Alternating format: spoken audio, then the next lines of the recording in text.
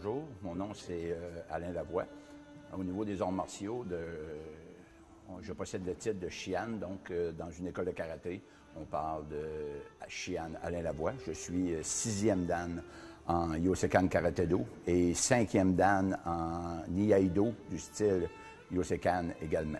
Donc, je pratique le karaté de la Fédération Yosekan Karaté-Do, qui a été créé par Giancarlo Lucetti Borelli dans les années 70. Plus précisément, on parle de 73, 74, où les premières structures légales ont été mises sur pied. D'origine, notre style était un style qui a parti avec des gens qui étaient déjà au gradé dans les arts martiaux en Shorin-ryu, en Shito-ryu, pardon. Et à partir du Shito-ryu, plusieurs personnes ont décidé de se donner une perspective un peu différente de leurs attentes, tout ça, et ont développé un style qui se voulait très intégrateur. Donc, le Yosekan Karaté-Do a toujours été défini comme un style intégrateur. On aime prendre de différents styles plutôt que de s'associer et de se noter comme étant un style seulement. Il y a eu beaucoup d'ouverture à ce niveau-là.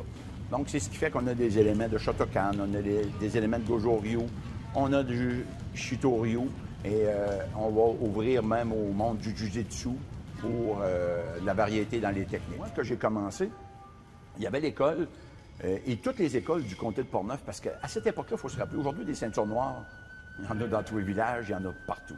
Ça s'est très répandu. Mais si on remonte en 1974, des ceintures noires, quand on en voyait une, c'était quelque chose. Il n'y en avait pas beaucoup. C'est normal. Il n'y avait pas autant de facilité à promouvoir les activités comme aujourd'hui. Alors, c'est Sensei Jacques Pelletier qui a parti des écoles Saint-Marc, Saint-Basile, Pont-Rouge, Donnacana, tout le comté de Portneuf. Lui, il vivait de ça. Chaque soir, il se promenait. Puis moi, j'ai débuté en parascolaire en 1975. Ici à Saint-Raymond? Ici à Saint-Raymond, mais en parascolaire. Par contre, le dojo fonctionnait les soirs, mais moi, je restais en campagne. J'avais pas de transport pour venir, donc moi, mon seul accès, c'était le parascolaire. Mais l'école qui a formé mon maître à moi, Jean-Guy Voyer, qui a roulé l'école ici pendant au-delà de 30 ans avant de me la léguer en 2004, est originaire de ce dojo-là, qui a eu plusieurs endroits à Saint-Raymond. On a eu 4-5 endroits où on s'est promené, le Clairefontaine, la Polyvalente ici, la Défunte Salle paroissiale. On s'est promené beaucoup avec les années. Ici, on est stable depuis plusieurs années. Donc, l'école a roulé depuis 1974 à Saint-Raymond, sans interruption. Je suis le 3e instructeur-chef à Saint-Raymond. Le premier étant Jacques Pelletier, qui nous a malheureusement quittés il y a quelques années, et Shihan Jean-Guy Voyer, qui est mon maître, celui qui m'a fait graduer dans les arts martiaux, qui lui aussi a pris sa retraite des arts martiaux en 2004 et il m'a légué l'école que j'opère depuis ce temps-là. Donc, on ne se cachera pas que pour le commun des mortels, le karaté, c'est japonais. En réalité, ça remonte à plus loin que ça. Les arts martiaux ont pris leurs origines en Inde, mais je vous dirais que c'est en Chine que ça l'a beaucoup germé. Si on dit que le karaté a aujourd'hui 200 ans, le kung-fu a plus de 500 ans. Donc, c'est l'ancêtre de tous les arts martiaux. Mais en réalité, le vrai berceau, c'est Okinawa. À Okinawa, c'est là qu'a été créé l'Okinawaté et plusieurs styles de karaté qu'on retrouve encore aujourd'hui. Donc, ça a parti d'Okinawa. D'Okinawa, il y a un maître qui s'appelait Gishin Funagoshi, qui était enseignant de formation, qui a été invité en 1921-1922 à venir donner une démonstration au Japon. Ils ont comme adopté ça. Ils ont trouvé ça très intéressant. Et de là est née une école qui est l'ancêtre de la plupart des écoles au Japon, le Shotokan. Le Shotokan, c'est très répandu, alors qu'on va parler de styles un peu plus anciens sur l'île d'Okinawa, comme exemple le Gojo-ryu, pour nommer celui-là. Le Japon a été, on le sait, un vase clos pendant de nombreuses années. Mais suite à la guerre, à la visite des troupes américaines, bien là, l'information a commencé à voyager. Il y a des soldats qui se sont formés. Les Japonais ont commencé à voyager. Maître Hiroshi Mochizuki a voyagé beaucoup en France, est venu ici. C'est lui-même qui m'a remis ma ceinture noire 2e dan. Les Japonais ont commencé à voyager, les Nord-Américains ont voyagé, et il y a eu des échanges. Et c'est comme ça que les arts martiaux se sont répandus avec les années.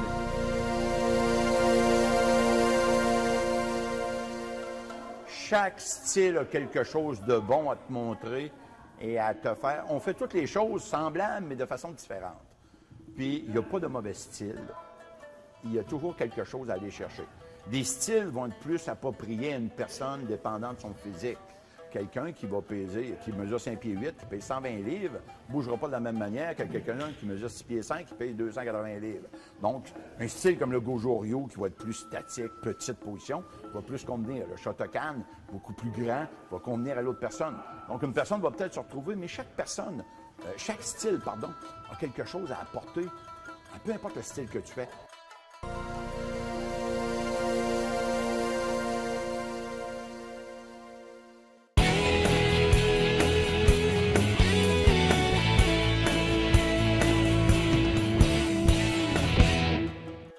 Dans les grades, ici, habituellement, je sais que dans plusieurs arts martiaux, ça ne fonctionne pas comme ça, mais ici, dans la Fédération Yosekan, dès que tu es ceinture noire, tu possèdes le titre de sensei.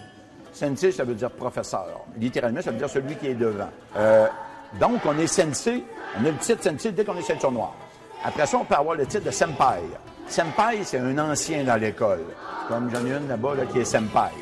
Ça veut dire que ça fait longtemps qu'elle est dans l'école, c'est parmi les plus anciens, à partir du 3e dan en montant. Il y en a une autre qui est Renshi. Renshi va être attribué à quelqu'un qui a évolué beaucoup dans l'art, qui est encore plus avancé, on pourrait dire mon bras droit. Le titre de Shihan, ça se traduira par instructeur des instructeurs. Étant donné que dans la fédération, je fais partie des hauts gradés maintenant, donc je suis habilité à former les instructeurs des autres écoles lorsqu'on fait des cliniques ou des séminaires. Donc, littéralement, Shihan, ça veut dire instructeur des instructeurs. C'est réservé à 5e dan et plus.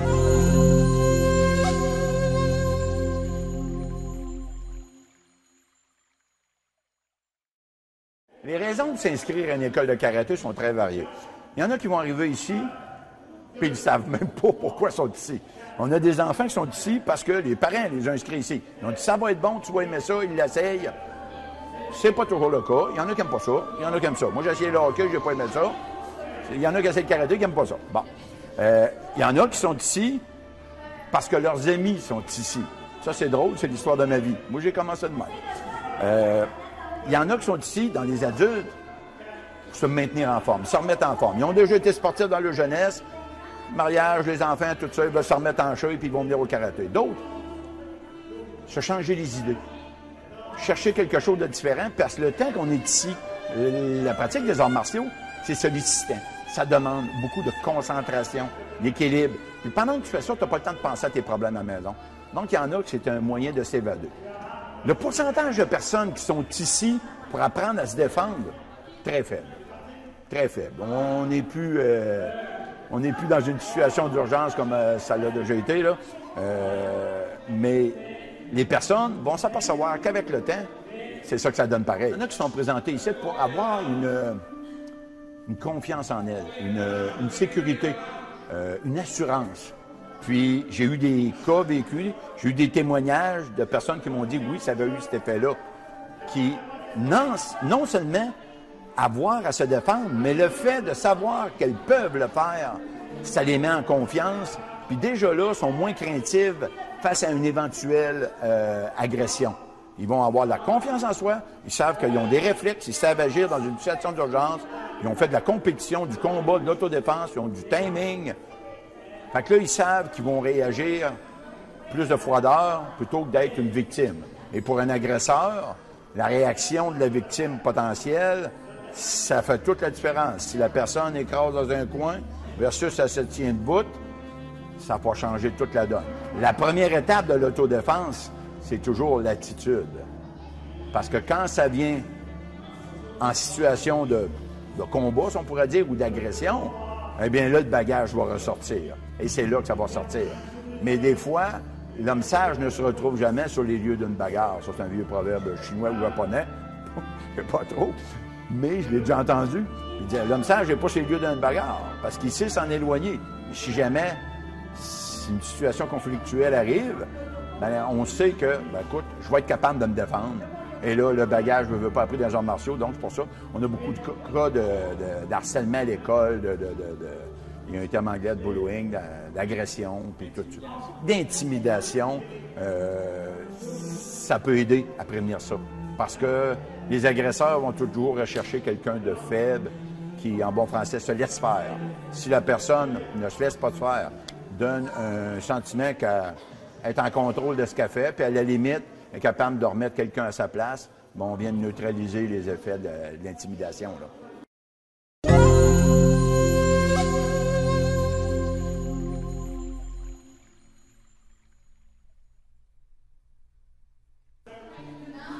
La compétition n'est pas obligatoire pour les passages de grade, quoique je le recommande fortement. Mais j'ai beaucoup d'élèves de couleur là, qui vont à des compétitions régulièrement. Sauf qu'à un moment donné, ça te rattrape. Parce que pour le passage de la ceinture noire, les compétitions sont obligatoires. Le candidat doit faire au moins 4 compétitions dans sa période de probation, quand il est ceinture brune à la noire. Donc, pendant que tu es ceinture brune, tu dois faire au moins 4 compétitions obligatoires pour te présenter à l'examen de ceinture noire. Peu importe le résultat. Mais ce que ça va donner, c'est que si dans tes 4 compétitions, tu les as gagnées les 4, tu vas arriver à l'examen de ceinture noire, ça va faire tout un différent. Mais si tu n'en as jamais fait, puis tu as toujours reculé, puis tu as commencé à faire de la compétition seulement quand tu es brune, ben les résultats de l'examen de ceinture noire, ben,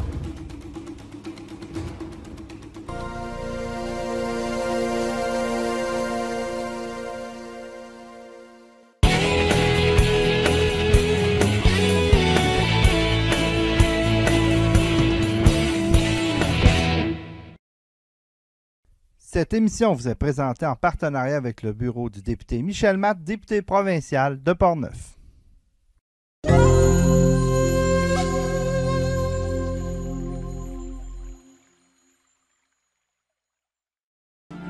Le but premier n'est pas la compétition. Contrairement il y a des disciplines qui sont axées sur la compétition beaucoup plus que nous. Nous, c'est un volet qui est intéressant, qui est fun à exploiter, mais c'est pas une spécialité. Ça veut dire que la personne peut grimper encore assez haut sans être impliquée nécessairement dans toutes les compétitions. Mais à un moment donné, ça te rattrape. Parce que si tu fais pas de compétition, les résultats à l'examen de ceinture noire ne seront pas les mêmes. Le stress ne sera pas le même non plus. Donc, c'est pour ça qu'on encourage les élèves à faire de la compétition dès le début. Si on ne fait pas de compétition, on forme un karatéka théorique. Si tu arrives dans une situation d'autodéfense, que tu as plein de mouvements que tu as appris, toujours avec un partenaire qui colle la barre, c'est pas la vraie vie. En compétition, la personne qui est devant toi, elle collabore pas. Elle bouge pas où tu voudrais qu'elle bouge. Et là que le cerveau il doit allumer ce qu'on appelle le timing, l'instinct, les réflexes. Et c'est ce qui va faire quelque chose qui est beaucoup plus près de la réalité. Nous, ce qu'on fait, c'est du light contact. OK? Pour une bonne raison, on travaille le lendemain. Ça, c'est la première raison. Parce que j'ai commencé par la boxe, puis j'ai adoré, puis ça a été ma plus belle période de conditionnement physique. Sauf que le cerveau n'est pas fait pour manger des coups. La tête, c'est fragile.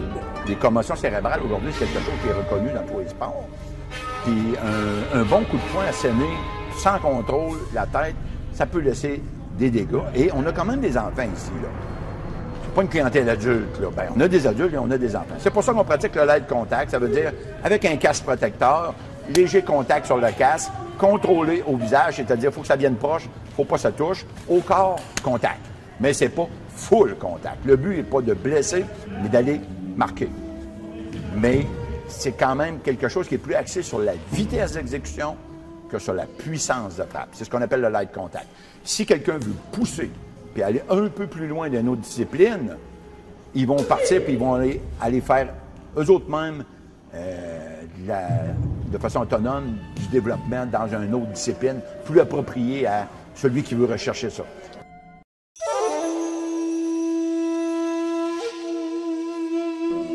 Si on parle du kata, proprement dit, dans le domaine des arts martiaux, c'est sûr que c'est plus statique, ça peut paraître plus théâtral, mais c'est la base, c'est la grosse base. Quelqu'un qui ne ferait que du combat, qui ne pratiquerait pas le kata, ça fait des karatékas qui n'ont pas une longue carrière. Le kata va générer des carrières beaucoup plus longues et va générer ce qu'on appelle l'équilibre à l'intérieur. autant qu'à l'extérieur. Ça développe des statures, des positions, ça développe la précision dans les mouvements, veut pas, la rapidité, comment aller se placer comme il faut, tout ça. Mais à l'époque, il disait c'est comme une disquette avec des informations dessus. Chaque kata, c'est des mouvements que tu fais, puis tu fais des milliers de fois, parce que le jour où tu vas en avoir de besoin, tu ne veux pas avoir à chercher, il va sortir comme ça, parce que tu l'as fait des milliers de fois. Donc, un kata, ça a été structuré, ça représente des positions de combat, à quelque part, mais toujours théorique. L'adversaire, il est dans un monde idéal. Il attaque à l'endroit ce qu'on veut, tout ça. Mais après ça, la pratique des katas va se développer vers ce qu'on appelle les bunkai, ou qui va se développer vers ce que nous, on appelle les mouvements de ceinture. Ça veut dire des extraits de kata qu'on va prendre et on va les mettre en application avec un adversaire. Donc, on va mettre le kata de façon vivante. Donc, un kata, la pratique d'un kata, c'est une série de mouvements codifiés, gradués selon le grade. Et il y a des katas qui évoluent dans le temps. Et l'évolution des katas, ça fait ça et ça rebaisse avec les grades. Les gens sont rendus, ce qui n'est pas mon cas, puis il n'y en a pas des tonnes, mais quand c'est rendu 9e, 10e dan, ils sautent moins haut qu'à l'époque où il était 2e dan. Mais le travail est plus traditionnel, plus statique, plus en énergie, avec le hara, avec l'énergie à l'intérieur, et c'est plus c'est différent. C'est vraiment quelque chose qui ne ressemble pas aux katas qu'on faisait parce qu'on avait 20 ans. Donc, le travail est plus physique. On va travailler beaucoup avec la respiration. Donc, il y a une évolution qui se fait à ce niveau-là. Parce qu'on a la ceinture blanche. Ensuite, on s'en va à jaune, orange, verte, bleu, brune et noire. Après ça, après la noire qui est automatiquement la première dan. Et après ça, on grimpe avec des dan, 2, 3, 4, 5, 6. L'enfant, il n'y en a pas un pareil. Les enfants vont apprendre à une vitesse différente des adultes. C'est des éponges. Ils gobent l'information. Mais par contre, le contrôle physique n'est pas encore complètement établi. Mais certains enfants vont apprendre plus vite que des adultes et des adultes plus vite que des enfants, ça alterne. Chacun a son propre potentiel, mais c'est ça qui est beau dans les arts martiaux, c'est qu'on n'arrive pas tous à envoyer l'expression « on va tous arriver à Noël en même temps ». Non, pas ici. On va arriver à Noël, mais pas en même date. Donc, chacun, le cheminement de chacun est propre. C'est ça qui est le fun, parce que la personne qui commence le karaté il y a 50 ans, elle n'avancera pas à la même vitesse que j'en ai un jeune homme tout bien bâti, là, qui est de 23-24 ans, là, qui est au summum de sa forme, ils n'avanceront pas à la même vitesse. Donc, chacun y voit à sa propre vitesse. Le temps, il est exponentiel entre les ceintures. C'est-à-dire, entre la ceinture blanche et la ceinture jaune, il y a un temps minimum. On se donne 2-3 mois. Après ça, ça va être 4-5 mois, ainsi de suite. Rendu de la ceinture brune à la ceinture noire, il faut un minimum. C'est le seul endroit où il y a vraiment un minimum, c'est 1 an. Quelqu'un qui a passé ceinture brune ne peut pas passer sa noire au bout de 6 mois. On demande un minimum de 1 an d'apprentissage de ceinture brune pour s'assurer de maîtriser tout l'enseignement avant de pouvoir se présenter. Ensuite, pour les dan, ben, ça grimpe. Quand on veut se présenter pour la 2e dan, il faut que ça fasse 2 ans qu'on est ceinture noire. C'est ça. La 3e dan, ça fait 3 ans qu'on est 2e dan. C'est un minimum. Moi, un bel exemple, j'ai été passer ma ceinture noire 2e dan. Ça faisait 7 ans que j'étais première dan. C'est pas une course. On y va quand on le sent, quand on est prêt.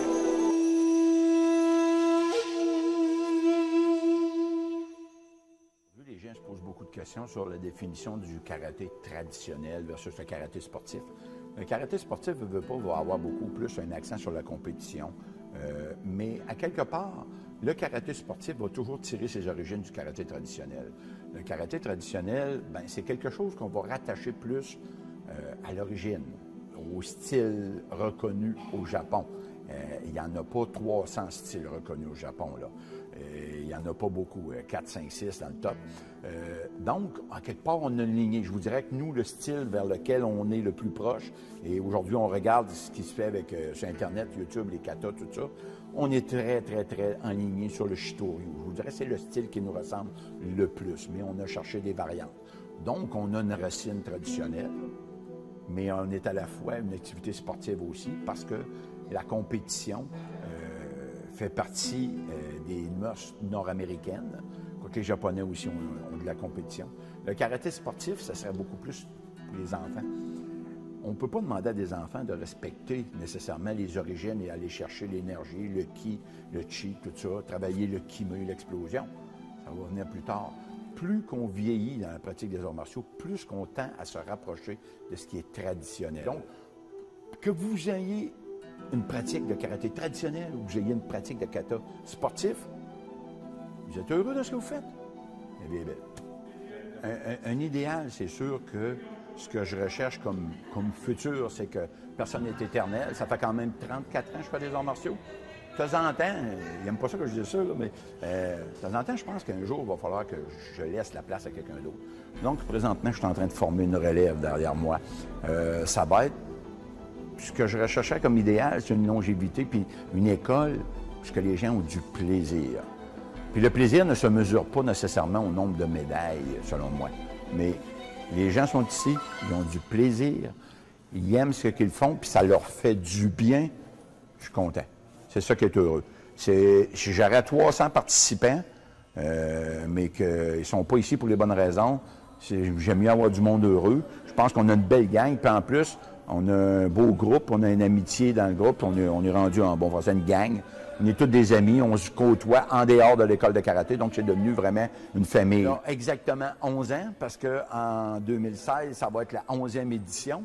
On est toujours le 3e samedi de novembre. On a une compétition de niveau provincial, de style ouvert. Ouvert, ça veut dire qu'on a des gens de Yosekan Karaté-Do.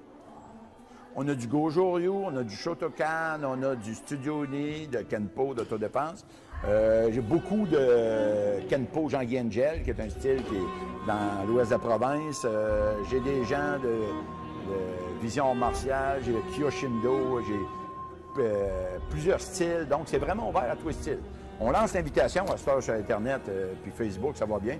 Moi, je lance l'invitation, puis bon an, mal an, on joue entre... la première année, on a eu 175 participants, et puis 4-5 années après, on était rendu au-delà de 300. Donc, ça a eu une belle... Après ça, là, ça varie. Ça joue de 300 à 275, ça joue là-dedans. Disons que c'est pas mal une limite pour l'espace qu'on a, mais c'est une compétition de niveau provincial. On a des champions du monde qui viennent à chaque année faire une démonstration au début lors de kata musical. Des gens qui compétitionnent à l'international font un petit spectacle au début et qui performent dans cette compétition-là. Donc, on a tout. On a du mini-karaté 6 à 7 ans, puis on a des champions du monde qui sont là. Donc, c'est vraiment très large. Puis c'est une compétition en même temps qui est amicale. C'est pas une compétition où on va avoir 1000 $ en bourse. C'est très friendly, c'est accessible. Puis on a beaucoup de nos élèves qui participent. Donc, c'est un bel événement qui a lieu une fois par année. Une fois, c'est assez parce que c'est beaucoup d'organisations en passant. Fait que les autres fois, on a mis aller. On laisse les autres organiser le party, puis on y va. C'est nous autres qui se déplacent. Fait que c'est ça. Le 19 novembre cette année, c'est toujours le 3e samedi de novembre qu'on fait notre compétition.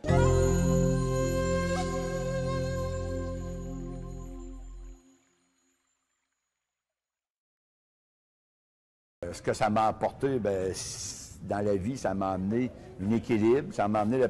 Ça serait dur de dire qui je serais sans les arts martiaux aujourd'hui. Je ne le sais pas. Mais je prends pour acquis que ça a eu du bon dans ma vie, ça a apporté beaucoup de bonnes choses. Puis j'espère que ça va apporter la même chose aux gens qui sont derrière moi, aux élèves.